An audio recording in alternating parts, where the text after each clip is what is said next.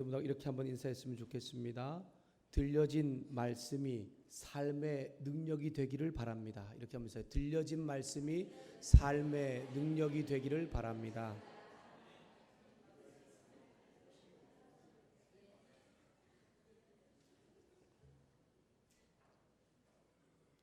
여러분, 들려진 하나님의 말씀이 저와 여러분의 삶의 능력으로 나타날 수 있기를 주님의 이름으로 부탁합니다.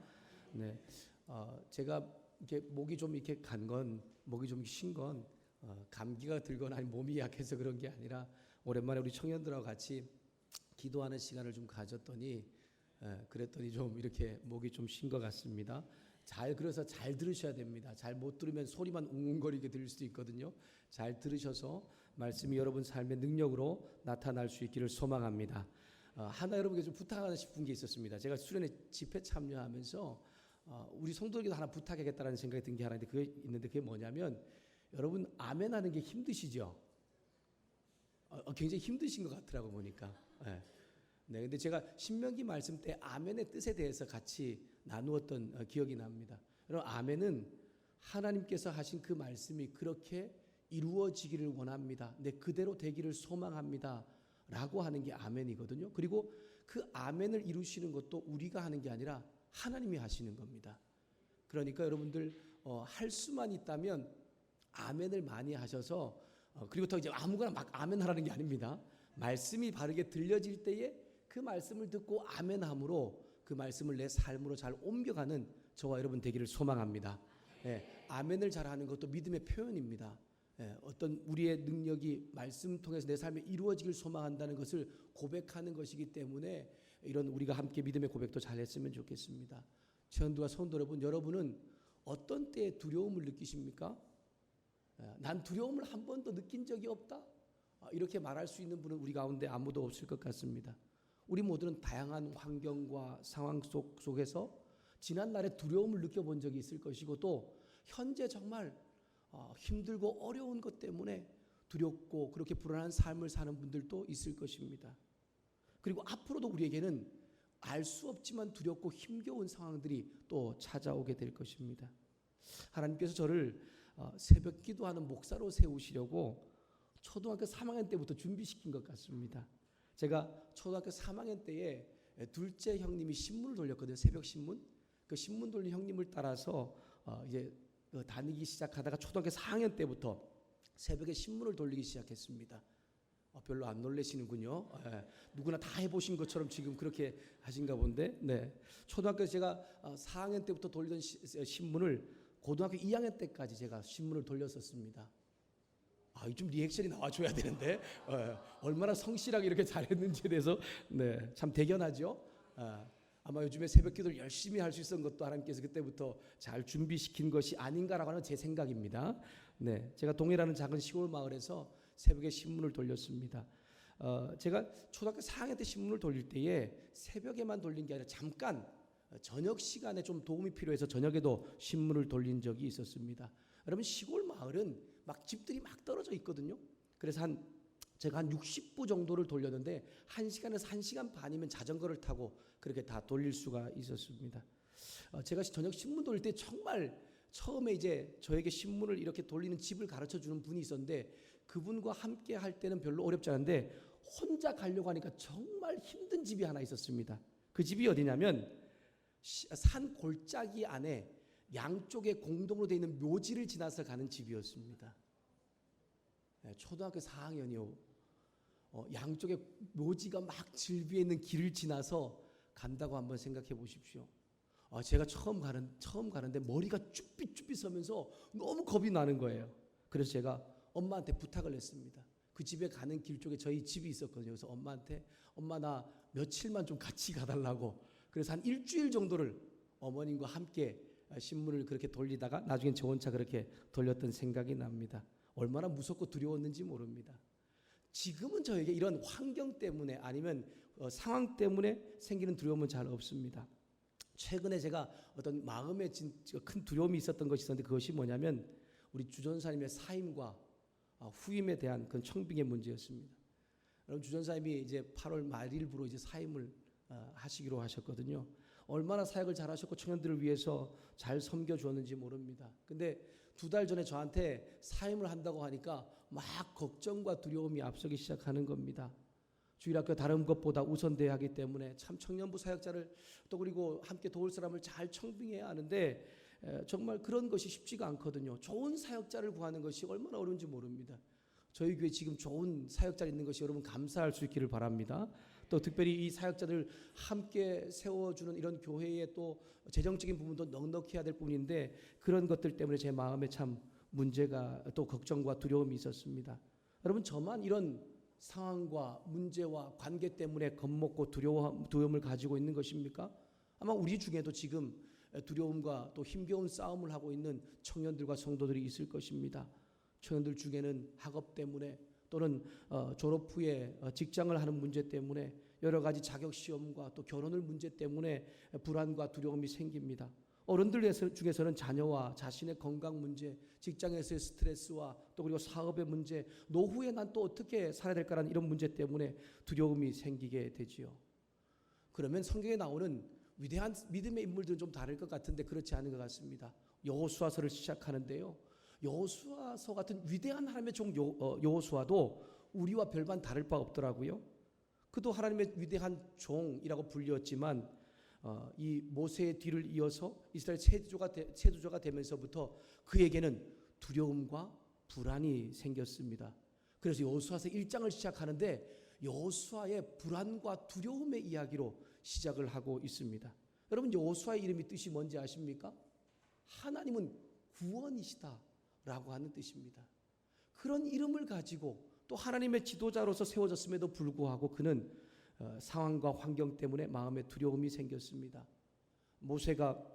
그는 정말 열심히 모세의 뒤를 이어서 그렇게 지도자가 되었고요. 또 가나안은 정복하는 것 때문에 두려움이 생겼습니다.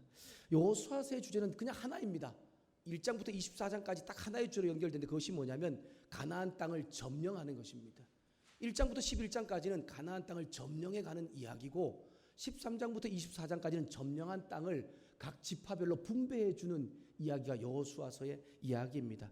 그리고 12장은 중간 역할을 하는데 앞과 뒤를 연결해 줍니다. 그래서 이 가나안 땅에 있는 31개 도성과 31개 왕들을 완전히 진멸했다는 내용을 통하여서 가나안 땅의 모든 대적들을 멸망했다는 이야기를 하고 있는 것입니다. 여러분 애굽에서 탈출한 이스라엘 백성들이 광야 40년을 보내었고 약속의 땅 가나안에 들어갈 준비를 마쳤습니다. 그때에 이스라엘을 애굽에서부터 40년간 인도한 하나님의 뜻대로 인도한 지도자 모세가 비스가 산에서 죽었습니다. 그를 옆에서 잘 섬기던 이제 여호수아가 그 뒤를 이어서 지도자가 된 것입니다. 여러분 여호수아에게 모세는 영적인 스승이자 부모였습니다. 그리고 또한 자신의 정말 멘토 같은 그런 존재였습니다. 그런데 그런 분이 한번 죽었다고 생각을 해보십시오. 그리고 그 사람의 뒤를 이어서 내가 지도자가 된 것입니다. 그뿐 아닙니다. 200만 명이 넘는 이스라엘 사람들을 가나안 땅으로 들여보내야 되는데 지금 그들 앞에 바로 눈앞에 보이는 것이 있었습니다. 요단강이었습니다.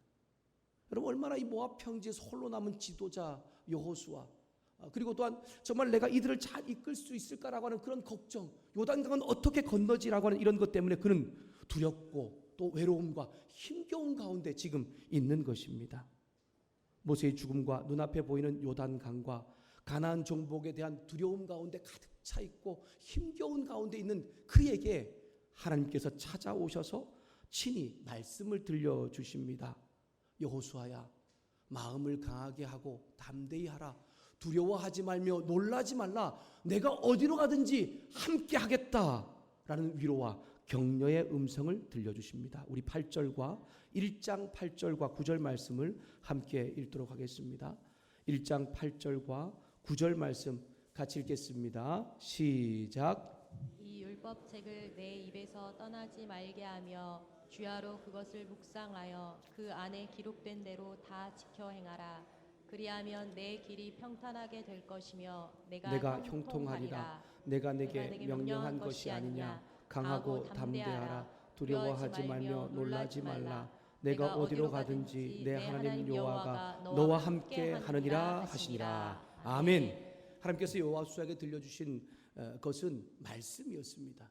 그에게 어떤 기적 같은 은혜를 베풀어 주신 것도 아니고 상황과 환경을 변화시켜 주신 것도 아니라 그냥 하나님의 말씀을 들려 주었습니다. 내가 너를 떠나지 않겠다. 내가 너와 함께하겠다. 너도 나를 떠나지 않고 나의 말씀을 지켜 행하면 내가 너와 늘 함께하여서 형통한 삶을 만들어 주겠다고 약속하십니다. 그런데 여호수아가 이 말씀을 듣고서 그에게 믿음의 성장, 믿음의 확신이 생긴 것 같습니다. 그래서 그는 지금까지 있던 모습과는 완전히 다르게 가나안 요단강을 건너서 가나안 땅을 이제 정복할 것을 이스라엘 백성들에게 명령하고 있습니다. 11절 말씀을 제가 읽겠습니다. 1장 11절 말씀 제가 읽겠습니다. 진중에 두루 다니며 그 백성에게 명령하여 이르기를 양식을 준비하라. 사흘 안에 너희가 이 요단을 건너 너희의 하나님 여호와께서 너희에게 주사 차지하게 하시는 땅을 차지하기 위하여 들어갈 것임이니라 하라. 아멘. 여호수아는 다른 어떤 변화가 있었던 것도 아니고 어떤 기적 같은 일이 일어난 것도 아닙니다. 근데 단지 하나님께 들려주신 약속의 말씀을 듣고 그런 요단강을 건너 가나안 진입을 이스라엘 지도자들과 백성들에게 명령하고 있는 것입니다. 다시 한번 언급하지만 여호수아의 상황과 환경이 변하거나 달라진 것이 아무것도 없습니다. 하지만 하나님의 약속의 말씀을 들은 여호수아는 성숙한 믿음이 생겼고 더 이상 그에겐 두려움을 찾아볼 수가 없습니다. 그는 하나님 말씀에 순종하여서 가나안 정복을 하기 위해 요단강을 건널 준비를 합니다. 여호수아와 이스라엘의 초점도 이제는 요단강 아니면 어떻게 이 가나안 땅을 정복할까라는 이런 두려움이 아닙니다. 그들에게는 어떻게 가나안 땅에 들어가서 이것을 정복할 것인가라고 하는 것에 대한 관심뿐이었습니다. 그래서 가나안 땅의 정복의 첫 관문인 여리고성에 그들의 초점이 2장부터는 맞추어주고 있습니다. 이스라엘 세주와 여호수아는 가나안 정복을 위한 첫 전략으로 여리고성으로 정탐꾼을 보냅니다. 정탐꾼은 걸어가다, 탐지하다, 두루 살피다라는 뜻으로 전쟁을 하기 전에 적지에 먼저 우리 편이 들어가서 적에 대한 정보를 수집하는 것을 의미합니다. 요즘도 그렇지만 과거에 더 이런 일들이 많이 있었던 것 같습니다. 효과적으로 전쟁을 수행하기 위해서 적군의 상을 탐색하는 그러한 수단 활동으로 정탐을 하고 있는 것입니다. 오늘 이 말씀을 들으면서 하나 걱정스러운 것이 우리 마음에 생겨날 수 있는 것 같습니다. 어떤 걱정입니까? 40년 전에 이스라엘 백성들이 가나안 땅으로 정탐꾼을 보냈던 기억이 우리 가운데 말씀을 통해 떠오를 수가 있습니다. 이스라엘 백성이 40년 전에 가데스 바네아에서 가나안 땅으로 12명의 정탐꾼을 보내었습니다. 그런데 지금 그들의 그 정탐꾼 40년 전과 지금은 다른 모습입니다. 40년 전에 그들은 하나님의 명령을 내리기 전에 자신들 스스로 가나안에 대한 민족에 대한 그들에 대한 두려움이 생겼습니다. 그래서 정탐꾼을 파견한 것입니다. 하지만 여호수아는 가나안 정복에 대한 불안과 두려움이 아니라 하나님의 말씀을 잘 수행하여서 전투하기 위하여서 치밀한 준비를 하기 위하여 정탐꾼을 지금 파견하고 있는 것입니다. 하나님 주신 사명을 충성스럽게 감당하기 위하여서 더욱 신중하고 최선을 다하기 위해서 준비를 하고 있는 것이지요. 요단강을 건너 여리고성으로 들어간 2명의 정탐꾼은 기생 라합의 집으로 가서 거기에 머물게 됩니다. 기생 라합은 창녀를 말합니다. 어떤 학자들은 여관 주인이라고 그렇게 말하기도 하고 또 다르게 표현하는 분들도 있습니다. 그러나 이 기생이라고 하는 이 지금 단어는 히브리어로 매춘 행위를 직업으로 삼고 있는 여인을 의미할 때 쓰이는 단어입니다. 그러니까 이 여인이 창녀라는 것을 우리는 알 수가 있습니다. 당시에 성전에서 창녀들이 있었습니다. 왜냐하면 우상을 숭배할 때에 그들과 어떤 성적인 관계를 가지는 것이 그들의 신을 섬기는 것으로 생각했기 때문에 그런 성전 창녀들이 참 많이 있었던 것 같습니다. 고린도서에 보면 이런 행위에 대해서 사도 바울이 하지 말 것을 말하고 있습니다. 고린도에는 10개 정도의 여신전이 있었습니다. 그리고 그곳에는 약 1000명이 넘는 성전의 창녀들이 있었습니다. 그래서 그들에게 신에게 예배하는 그리고 또한 경배하는 행위가 바로 그런 성적인 행위를 갖는 그러한 행동이었던 것입니다. 여기도 마찬가지입니다. 라합은 바로 그런 여인이었습니다.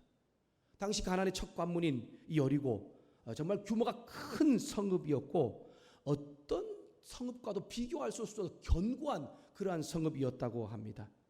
정탐꾼이 근데 굳이 이 기생 라합의 집에 들어간 이유가 무엇일까요? 그곳에는 일반 가정과는 달랐기 때문입니다. 돈만 내면 누구나 들어갈 수 있는 곳이고 또한 다른 사람들 눈에 잘 띄지 않는 곳입니다. 또한 이 기생 라합의 집은 여관과도 같은 곳을 역할을 하는 곳이기도 했습니다. 성내 여러 사람들이 드나드는 곳이므로 여리고 성과 관련되어 있는 또한 민심의 어떤 정보를 살피기에 아주 적절한 곳이었기 때문에 두 명의 정탐꾼은 지금 기생 라합의 집으로 들어간 것입니다. 여리고 왕에게 이스라엘의 정탐꾼이 성한 기생 라합의 집에 들어갔다는 정보가 보고되었습니다. 왕은 사람들을 라합의 집에 보냅니다. 정탐꾼을 내놓으라고 생명을 걸고 협박을 하지만 라합은 지혜를 발휘하여서 자신뿐만 아니라 정탐꾼들도 위기를 넘기게 하고 있습니다. 성 안에 들어간 두 명의 정탐꾼이 기생 라합의 생명과 도움과 지혜로 목숨을 건지게 되었습니다. 기생 라합은 그날 밤에 자신의 집 지붕에 숨어있는 두 명의 정탐꾼에게 들어가서 하나님에 대한 신앙을 고백합니다. 자신이 소문으로 들은 하나님에 대한 믿음을 고백하면서 그 소문을 들은 여리고 성 주민들의 반응도 지금 전하고 있는 것입니다. 기생 라합은 하나님을 직접 만난 것도 아니고 직접 하나님의 음성을 들은 것도 아닙니다. 그리고 또한 어떤 이스라엘의 유명한 지도자를 통하여서 하나님께서 어떤 분이라는 것을 들은 것도 아닙니다. 단지 소문을 타고 전해온 것을 들었습니다. 이스라엘 백성을 다스리는 하나님은 출애굽을 시키신 하나님, 홍해를 마른 땅같이 건너신 하나님, 또한 요단 동편에 있는 정말 강력한 두 나라와의 전쟁에서 승리하게 하신 하나님의 소문을 들었습니다. 놀라운 것은 기생 라합은 그 하나님에 대한 소문을 듣고 그분을 하나님으로 인정하고 있다는 것입니다. 그리고 그분이 바로 이 여리고 성의 주인이며 이 성을 이스라엘 백성들에게 줄 것이라는 놀라운 믿음의 확신된 선포를 하고 있습니다. 우리 9절 말씀을 다시 한 번 더 함께 읽도록 하겠습니다. 9절 말씀 같이 읽겠습니다. 함께 읽습니다. 시작. 가라되 여호와께서 이 땅을 너희에게 주신 줄을 내가 아노라. 우리가 너희를 심히 두려워하고 이 땅 주민들이 다 너희 앞에서 간담이 농나니. 아멘. 아직 여리고성을 주신 것도 아닙니다. 그리고 그에게 어떤 하나님의 능력도 보여준 것도 아닙니다. 그런 아무것도 보여지지 않지만 보이지 않는 미래의 일이지만 하나님께 대한 믿음의 확신으로 여리고성을 주셨다라고 믿음의 고백을 하고 있는 것입니다. 여리고성 주민들도 어떻습니까? 하나님의 능력의 소문을 들었습니다. 그런데 그들은 간담이 녹았다라고 전합니다. 간담이 녹았다라고 하는 것은 마음이 사라졌다, 영과 생명이 상실되었다라는 뜻으로 이 단어는 외부적인 강제의 힘을 통하여서 생기는 두려움과 공포를 의미합니다. 너무나 그 두려움과 공포가 너무나 커서 사람이 움직일 수 없어 꼼짝달짝할 수 없는 그러한 상태를 바로 이 간담이 녹았다라는 표현을 통해서 말해주고 있는 것입니다. 여러분, 여리고 사람들도 하나님에 대한 소문을 들었습니다. 그리고 직접 하나님의 음성을 들은 것도 아니고 하나님을 경험한 것도 아닙니다. 들려오는 소문을 들은 것입니다. 근데 그 소문을 듣고서 그들 마음에 두려움과 공포가 생겼습니다. 인간으로서 아무것도 할 수 없을 정도로 꼼짝달싹할 수 없는 그러한 정말 모든 기능을 잃어버리는 그러한 상태가 되어버린 것입니다. 그것을 어떻게 알 수 있습니까? 이스라엘 백성이 요단강을 건너서 여리고 성을 점령하기 왔는데 여리고 주민들이 어떻게 하였습니까? 성문을 다 꽁꽁 잠그고 자신의 성으로 들어오지 못하게 한 것입니다. 그들은 아무것도 아니고 그 성문만 잠근 겁니다. 무서워서요, 두려워서. 여리고 성은 그때 당시에 힘으로는 제압할 수 없는 그런 강력한 성읍이었다고 합니다. 그러니까 그들은 그 성읍 안에 있으면 이스라엘 백성들이 자신의 성을 무너뜨리지 못할 것이란 자신감이 있었던 것입니다. 그리고 두려움 때문에 그는 그곳에 숨어 있었습니다. 이제 이스라엘 백성이 여리고 성을 점령해 들어올 때에 라합은 자신과 자신의 가족을 살려달라고 정탐꾼들에게 요청을 하고 있습니다. 12절과 13절 말씀을 제가 다시 한 번 더 읽도록 하겠습니다. 12절 13절입니다. 그러므로 이제 내가 청하노니 내가 너희를 선대하였은즉 너희도 내 아버지의 집을 선대하도록 여호와로 내게 맹세하고 내게 증표를 내라. 그리고 나의 부모와 나의 남녀 형제와 그들에게 속한 모든 사람을 살려주어 우리 목숨을 죽음에서 건져내라. 아멘.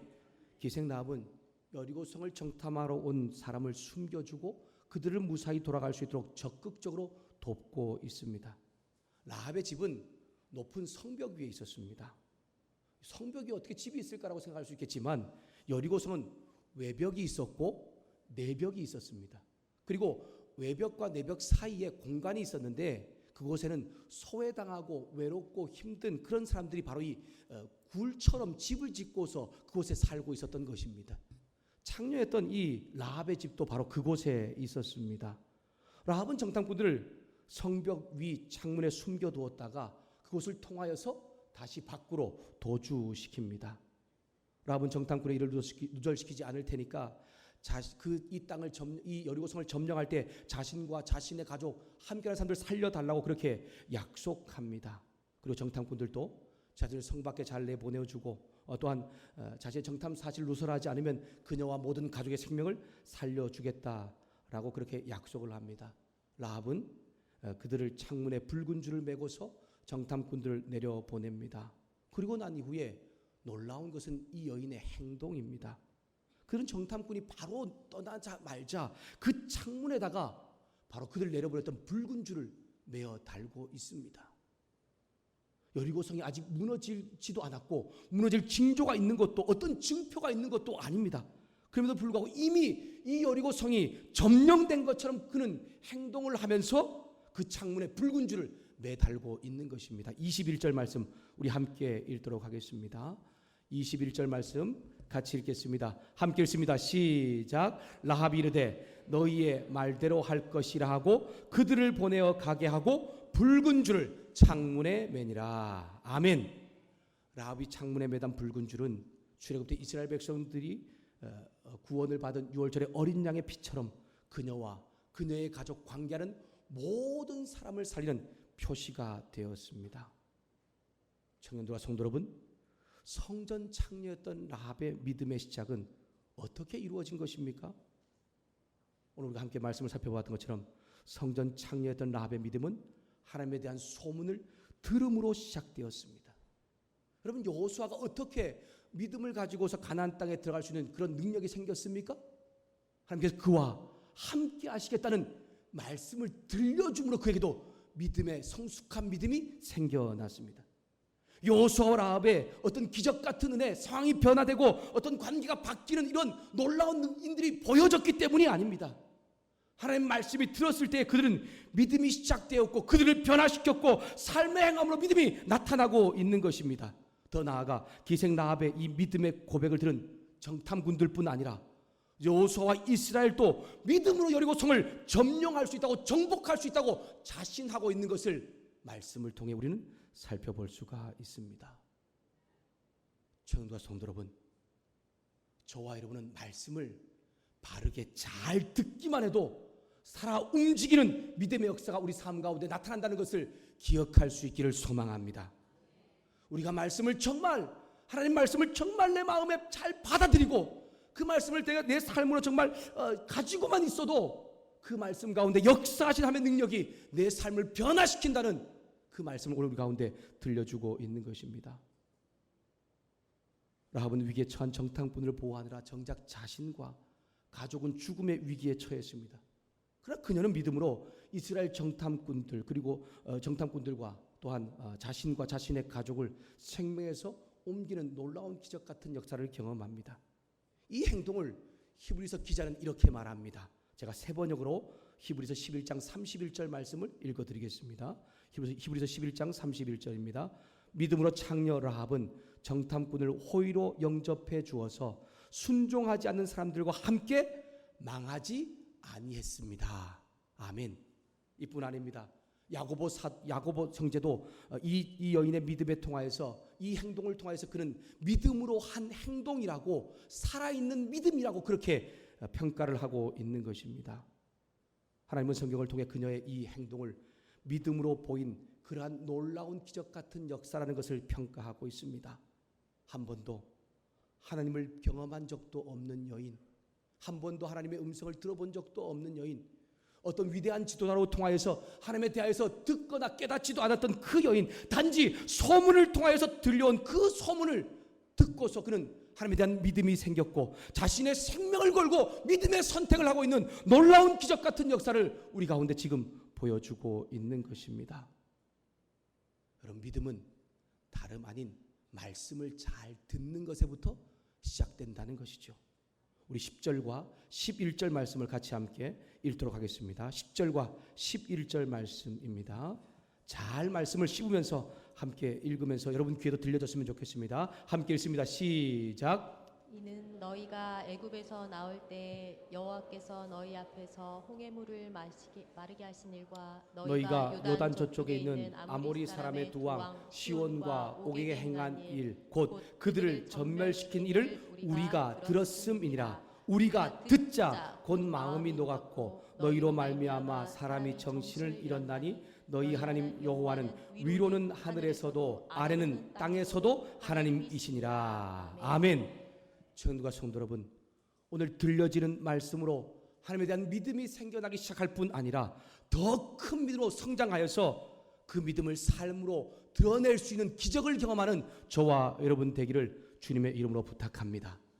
라합은 단지 이스라엘 하나님에 대한 소문을 들었을 뿐입니다. 이스라엘 백성을 강력한 나라 애굽에서 이끌어내신 분이라는 것을 들었습니다. 홍해 바다를 마르게 하시고 마른 땅같이 자기 백성을 건너게 하신 분이라는 것을 들었습니다.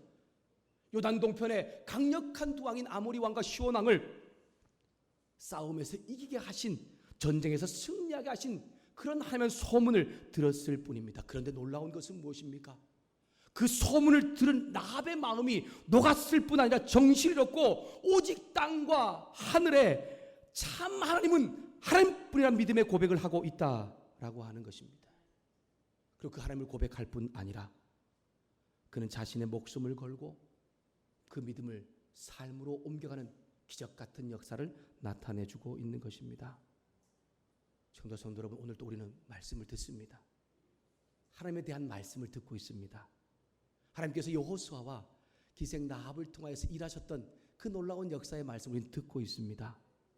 여러분, 이 말씀이 그냥 들려지는 말씀이 아니라 내 삶에 변화가 생기고 또한 믿음의 증거를 나타내는 기적 같은 말씀이 될 수 있기를 주님의 이름으로 부탁합니다. 사도 바울 로마서 10장 10절 말씀에 믿음은 들음으로 말미암는다 라고 우리에게 믿음의 시작을 가르쳐주고 있습니다. 여러분, 기독교 신앙은 눈으로 보는 종교가 아닙니다. 눈으로 자꾸 보려고 하면 신비주의에 빠질 수 있습니다. 눈으로 보아서 뭔가 자꾸만 확인하려고 하면 잘못된 신앙에 빠질 수 있다는 것입니다. 그러나 하나님의 말씀을 우리가 바르게 들을 때에 우리의 신앙은 시작되고 우리의 믿음은 시작될 뿐 아니라 우리가 미처 깨닫지 못하고 알지 못했던 기적 같은 말씀의 역사가 우리의 삶 가운데 이루어지게 됩니다. 왜요? 그 말씀을 하시는 분이 바로 하나님이시기 때문입니다. 하나님의 능력이 그 말씀 가운데 있기 때문에 이 세상을 창조하시고 온 만물을 다스리는 그 하나님께서 그 말씀을 바르게 들은 사람의 삶 가운데 역사할 때에 그 사람의 삶이 변화될 뿐 아니라 내가 할 수 없었던 말씀이 삶이 되는 기적 같은 역사가 여호수아처럼 또한 기생 라합처럼 우리의 삶 가운데, 우리 공동체 가운데 일어나게 된다라고 하는 것입니다. 오늘 우리에게 들려주신 이 하나님의 말씀이 저와 여러분의 삶 가운데 이런 기적을 경험하게 하는 말씀의 하나님의 능력이 될 수 있기를 소망합니다. 저 여러분을 두려워하는 상황과 환경이 순식간에 사라지거나 바뀌지 않습니다.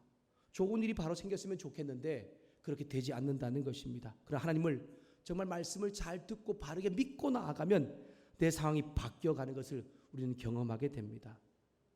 여러분들이 정말 앞에서 언급했던 것처럼 기도와 또 관심과 후원으로 우리 주일학교 교육부서의 수련회가 잘 정말 은혜 가운데 마쳤습니다. 제가 청년부 수련회에 함께 참여하면서 다 함께 참여하지 못했고요. 주일 준비, 말씀 준비를 하면서 저녁 집회에 함께 참여했습니다. 저녁 집회 참여했는데 보니까 청년들, 그러니까 이제 전국에서 모인 청년들이죠. 참여한 회원들이 약 1,200명이 되더라고요. 별로 놀라지 않는군요. 그런 일이 흔하게 일어난다라고 생각하고 계신가 본데 그렇지 않습니다. 정말 1,200명이나 된 청년들이 한자리에 모여서 말씀을 듣고 찬양을 하면서 열광적으로 기도하는 일이 그렇게 쉬운 일이 아닙니다. 그런데 그 일이 그 현장 가운데 있었고 그곳에서 함께 하는데 정말 가슴이 벅차더라고요. 정말 조국 교회, 아니 조국에는 희망이 있구나라는 그런 생각이 들었습니다. 더 좋았던 것은 저희 청년들과 함께 기도하는 시간이었습니다. 서로 손에 손을 맞잡고 우리 청년 공동체를 위해서, 비전과 꿈을 위해서, 또 앞에 서 있는 교육자들과 리더들을 위해서 그렇게 기도했습니다. 또 한 사람 한 사람 같이 함께 마주 앉아 짝 기도를 하는데 정말 오랜만에 정말 뜨거운 하나님의 사랑을 다시 한 번 더 제 안에서 경험했고, 또한 청년들을 사랑하는 그런 마음이 생겨났었습니다. 다 기도하고 마지막에 제 안에 함께 기도하고 싶었던 것이 있었는데, 그것이 뭐냐면 우리 사회문을 하는 주전사님과 후임 사역자라는 기도를 같이 함께 하고 싶었습니다. 그래서 같이 함께 그 일을 위해서 같이 기도하는데, 제 마음 안에 그 전부터 가지고 있던 정말 사역자에 대한 후임과 청빙에 대한 마음이 좀 그 두려움이 좀 많이 사라졌는데, 계속해서 아직도 생겨난 게 있었더라고, 두려움이. 근데 그것이 조금 더 사라지는 것을 경험을 하였습니다. 제가 처음에 한 2달 전에 주전사님한테 이제 이 기도하고 말씀에 대한 확신을 받고서 사임하겠다는 그런 소식을 들었을 때 막 짜증이 나더라고요. 그리고 화가 좀 나기도 했었습니다. 왜냐하면 정말 이렇게 저런 사역자를 구하는 것이 참 쉽지도 않고, 저렇게 정말 사람을 사랑하는, 청년들을 사랑하는 그런 사람을 구하는 게 쉽지가 않아서 막 짜증도 나고 화가 났었습니다. 그리고 두려움이 밀려옵니다. 이런 과연 사역자가 또 구할 수 있을까라는 생각입니다. 그런데 그 주에 우리 전성 전사님이 새벽에 야고보서 1장 말씀을 새벽 기도 때 나누어 주었습니다. 야고보서 1장 말씀을 나누면서 시험을 기쁘게 여기고, 시험이 연단이 인내를, 그리고 인내가 하나님 말씀을 온전히 이룬다라고 하면서 그 하나님 앞에 지혜를 구하고 기도할 때에 하나님께서 정말 더 좋은 길로 인도하신다는 이 말씀을 듣고 제 안에 두려움이 사라지기 시작했습니다. 그런데 그게 다 사라졌으면 좋겠는데 그냥 다 사라지지 않고 계속해서 남아있는 겁니다. 볼 때마다 제가 자꾸만 생각이 떠오르는 거죠. 안 가면 안 되나? 또 그리고 계속 하면 안 되나? 이런 생각이 떠오르는 것입니다. 저희 저녁 기도를 마치고 그 집회 때 마치고 나오는데 우리 청년 중 하나가 울면서 저한테 얘기하더라고요. 주전사님 안 보내주면 안 돼요? 그러면서 저한테 사표를 받지 말라고 저한테 얘기를 하더라고요. 저라도 보내고 싶겠습니까? 지금이라도 안 간다고 하면 그냥 이 자리에 머물게 그렇게 하고 싶습니다. 하지만 기도하고 또 말씀을 받은 그런 마음이 있기 때문에 정말 하나님 앞에 더 잘 영적으로 잘 성장하고 성숙되는 그런 마음을 가지고 있습니다. 그런데 그렇게 말씀을 듣고 또 기도를 하였더니 제 마음 안에 계속해서 평안이 또 찾아오고 있더라 하는 것입니다. 완전하진 않습니다.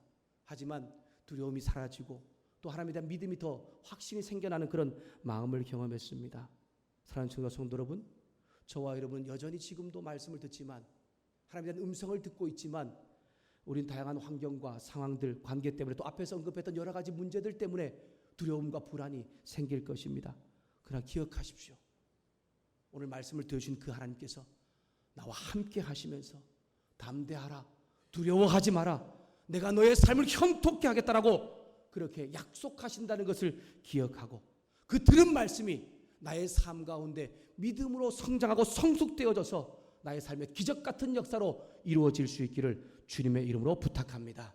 그리고 그 기적을 이루는 우리 믿음의 청년들과 성도들 모두가 될 수 있기를 소망합니다. 말씀을 마무리하겠습니다. 여호수아를 시작하면서 하나님께서는 정말 어떤 특별한 영웅을 소개하고 있는 것도 아닙니다. 두려움에 빠져 있는 여호수아를 소개하고, 또 더 나아가서는 이스라엘 여인도 아니고 유대 여인도 아닌 이방 여인 기생 라합, 창녀 라합을 소개하고 있습니다. 세상 속에서 소외되어지고 버려진 창기, 그 어떤 사람도 그를 돌보아주지 않은 그 여인에게 하나님의 소문이 들렸습니다. 하나님은 소문을 통해서 그 여인을 찾아오셔서 자신에 대하여 들려주심으로 성벽 위에 아무도 없는 그 외로움과 고통 가운데 있는 여인이 하나님에 대한 믿음을 선포하게 하시고 믿음대로 살게 하는 놀라운 역사가 일어나고 있는 것입니다. 그뿐이 아닙니다. 이 여인은 이 믿음의 삶 때문에 가나안에 창녀했던 그런 불과했던 여인이지만, 나중에 마태복음 1장에 보면 예수의 족보가 나옵니다. 그 예수의 족보에 단 여인이 3명 나오는데 그 3명의 여인 중에 한 명으로 인생이 완전히 뒤바뀐 기적 같은 역사가 나타나고 있다라고 하는 것입니다. 여러분, 말씀이 들려질 때에 그냥 듣는 것으로 그치지만 마십시오. 그 말씀을 하나님을 알아가는 것으로 내 마음에 간직할 뿐 아니라, 또한 하나님께서 그 말씀을 통해 나에게 정말 믿음으로 살 수 있는 은혜를 따라 기도하여 나아갈 때에 그 내가 들은 말씀이 하나님의 기적 같은 역사로 나를 변화시키고 내 가정과 나의 공동체와 나의 삶 가운데 놀라운 능력으로 나타난다는 것을 기억하면서 그 일을 이루어가시는 저와 여러분 될 수 있기를 주님의 이름으로 부탁드립니다. 우리 함께 들은 말씀을 기억하면서 이 찬양 불렀으면 좋겠습니다.